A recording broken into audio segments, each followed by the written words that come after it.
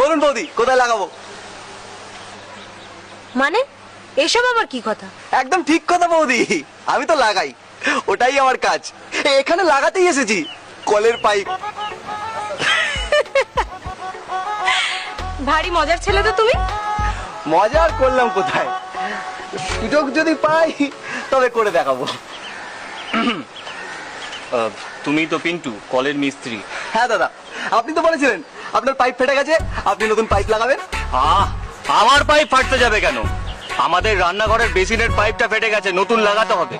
কথাবার্তা একটু ঠিকঠাক করে বলো, একজন মহিলা আছে তো। কেন দাদা, আমি কি কোনো নোংরা কথা বললাম? দেখুন বৌদি, আমার সাদা মনে কোনো কাদা নেই। আমি দাদাকে দাদা বলি আর গাধাকে গাধা বলি।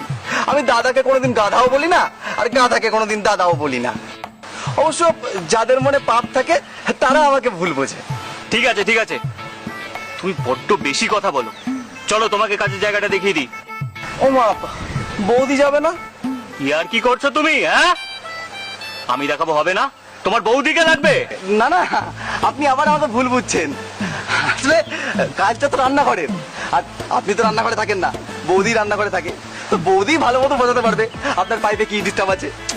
বারবার বলছি আমার পাইপ না, বেসিনের পাইপ, বেসিন। হ্যাঁ, আর এবারই সবই তো আপনার। চলুন বৌদি, কাজটা দেখিয়ে দেবেন, চলুন। কি গো, যাবো? চলো। দাদা বলছি, বৌদি তো আছে, বৌদি বুঝিয়ে দেবে। আপনি আবার গিয়ে খামোখা কেন ভিড় বাড়াবেন? এমনি রান্নাঘর ছোট জায়গা। আরে বড্ড বেশি কথা বলো তুমি। চলো কাজের জায়গায় চলো, আর একটাও ফাজিল ফাজিল কথা বলবে না, ঠিক আছে? Sorry sorry sorry.